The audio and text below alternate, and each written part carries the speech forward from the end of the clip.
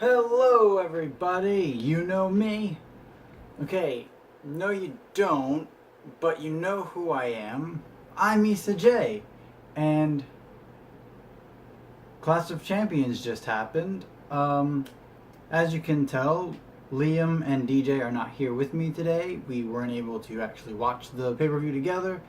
One's out in Vegas, the other one had busy schedule himself. Think he went over to New Orleans, not sure. But yeah, I'm here, and I'm gonna let you know about Clash of Champions and, well, was it worth it? And just to let you know, um, yeah, so I'm not gonna talk about anything in the pre-show because, well, I didn't watch the pre-show. I do know Mojo did defeat Zack Ryder, but yeah, obviously I didn't watch the pre-show, so it doesn't really concern me. So no, that wasn't worth it.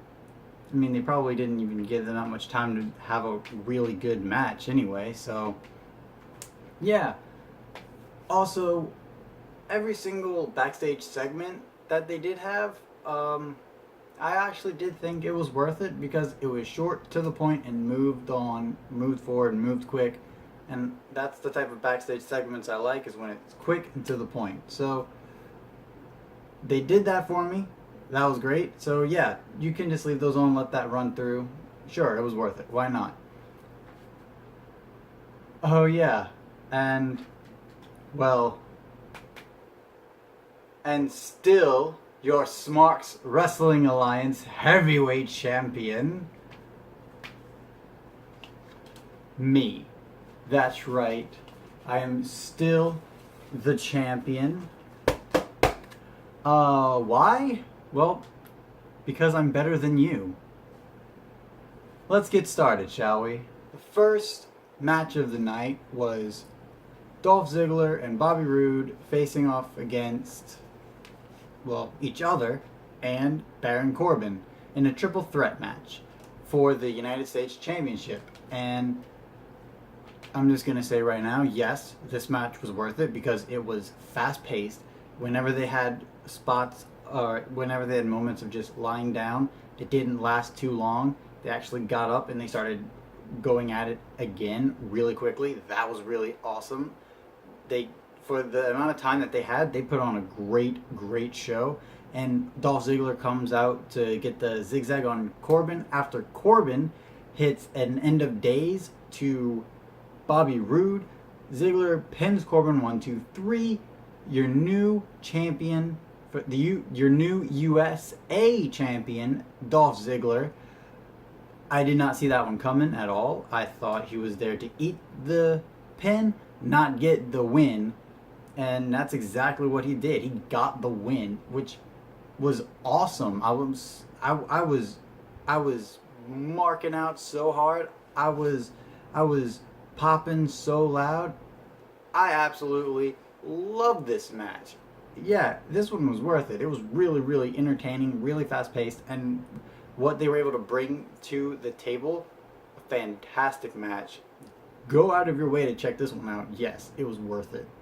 Then we had Chad Gable and Shelton Benjamin versus Aiden English versus Rusev versus The New Day versus the Usos in a 4-team fatal 4-way tag team match for the tag team championships. Yeah. Yes, this one was also worth it. It showed great talent from all four teams. It had great heel work, great baby faces coming up from hardships to try to get the victory. Had great spots, had fun, exciting moments through and through. And just like the match beforehand, this one had a lot to offer. This one was just a fun ride from start to finish.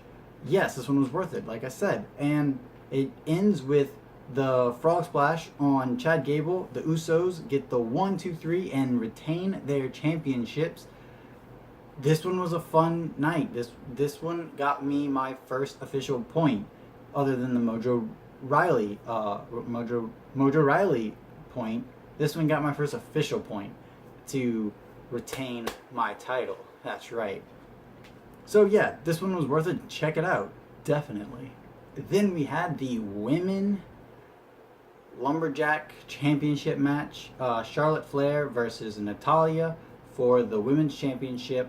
All the other SmackDown ladies were at ringside to be lumberjacks, and this one was a snore. It moved really slowly. It didn't. They had so much potential with all that great talent, but then just lumberjack match. Oh, Charlotte's the babyface. Let's all gang up on her. Oh, Natalya's the heel. Let's let her do what she's got to do. It was predictable. It was slow. It was boring. Some of the dumbest spots, especially from Naomi, it was just bad. No, this one wasn't worth it.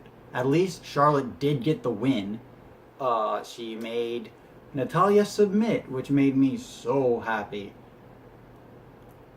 Just fast forward into Natalya submitting, and then fast forward again, because this match was not worth it.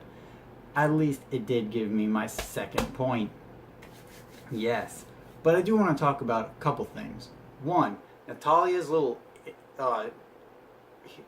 work interview at the end of the match was unconvincing, horribly acted, and a load of rubbish. It was horrendous. It was just so boring, and I was just waiting, just begging for that segment, the whole match to end, really, but especially at the end, it just overstayed its welcome, and it did not need to be there. I didn't like it whatsoever.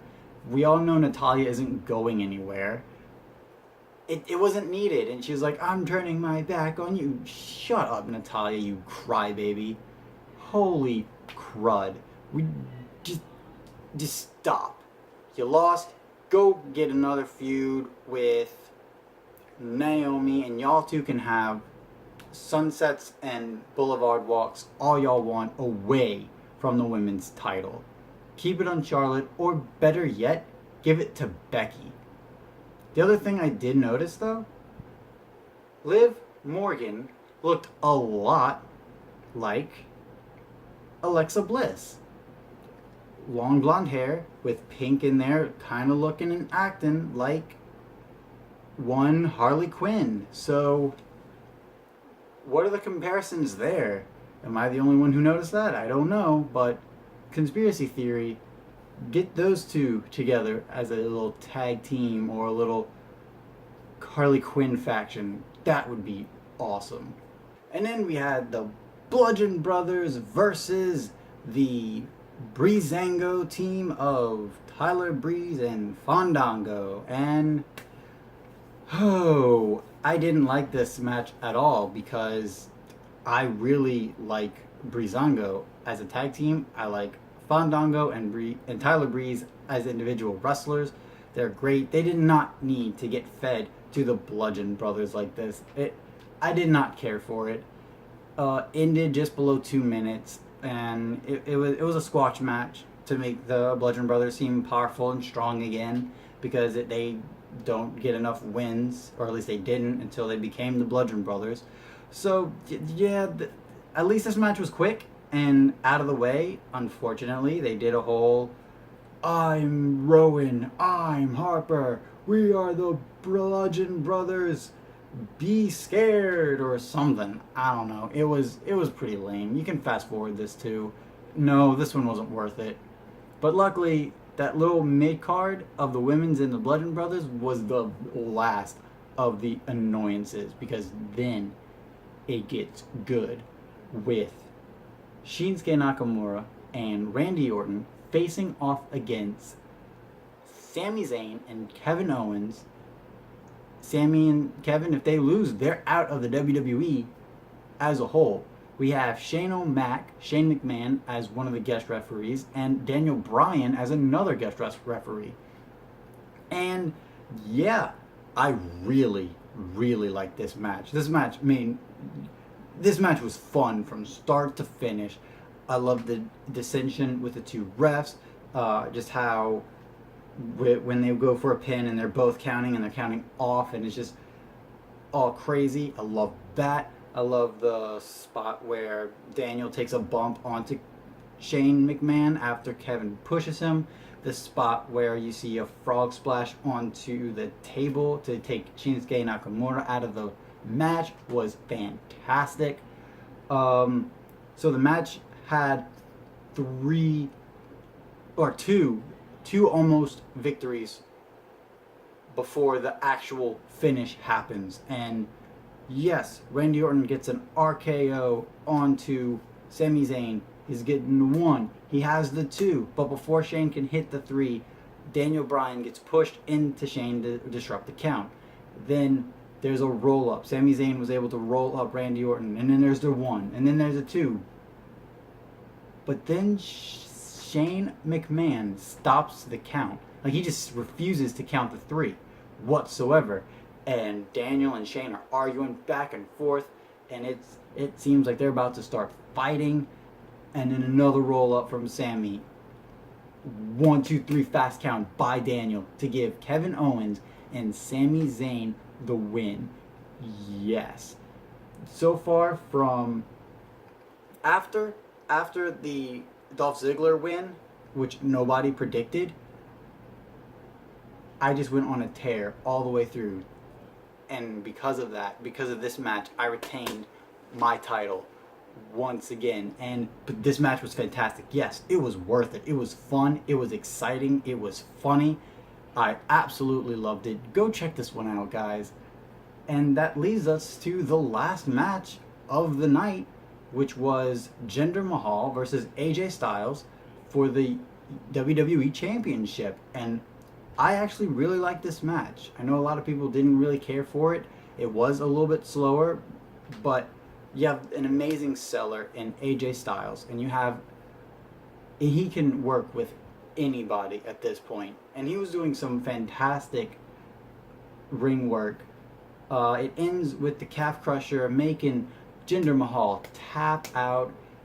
This was a great match, and for what it was a great match for what it was, and it definitely keeps AJ Styles over. We'll see where he's going on all the way up until Royal Rumble. It should be fantastic. I can't wait. And I can't wait for the Royal Rumble. This was a fantastic show. Yes, that last match was worth it. The main event was worth it. Just the pop after AJ Styles gets the win, it's worth it alone. Just to see him get the win, it was worth it alone. And overall, yeah, this Clash of Champions, I actually personally enjoyed the majority of it. I really enjoyed it. So yeah, check this show out. If you haven't watched it yet, go watch it now. It was fun, it was entertaining, and it was a great ride from start to finish, in my opinion, except for that little mid-card bowl. But other than that, a great show. Yes, it was worth it. Check it out. And, well, I'm still a champion. You're not. And until next time, it will be awesome.